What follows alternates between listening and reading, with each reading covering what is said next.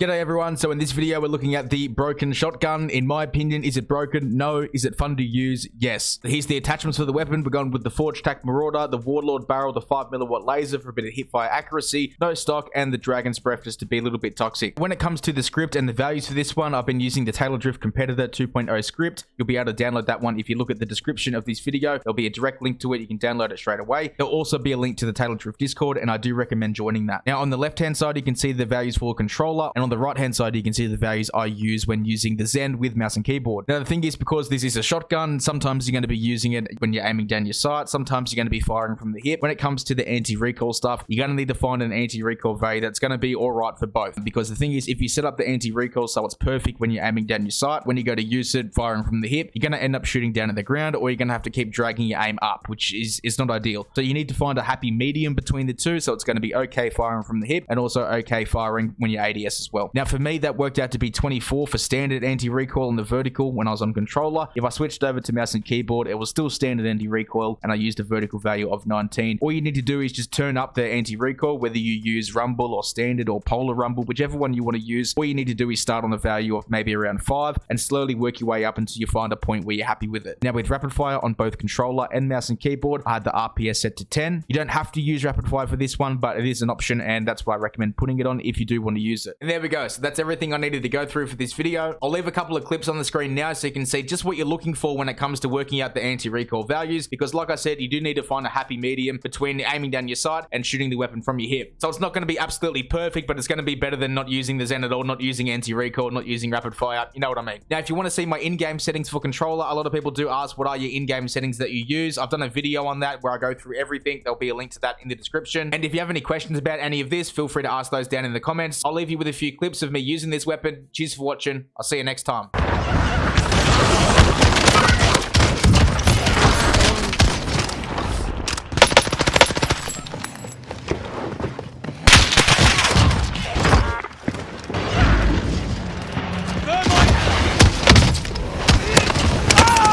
Oh, but I was in.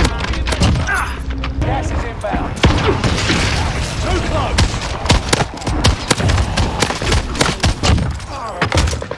Enemy precision airstrike. Stay alert. You've got gas. Watch it. Enemy UAV active.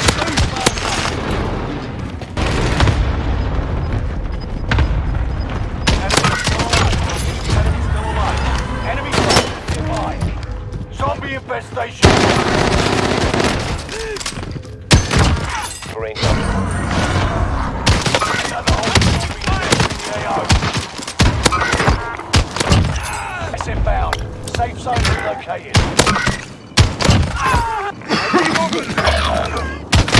UAV is out of fuel.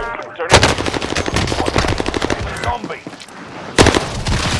Soldier, but up a zombie. Soldier, but up a zombie. Redeployed. Ready to fight. Enemy soldier nearby. On the way.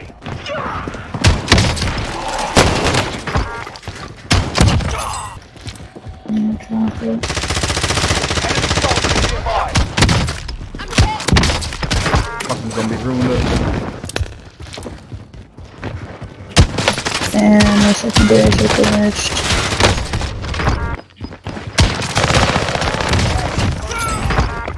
Watch the skies.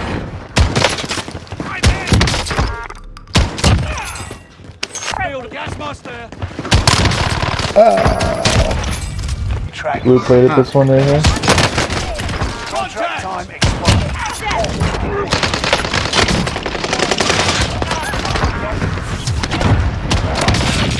Oh fuck.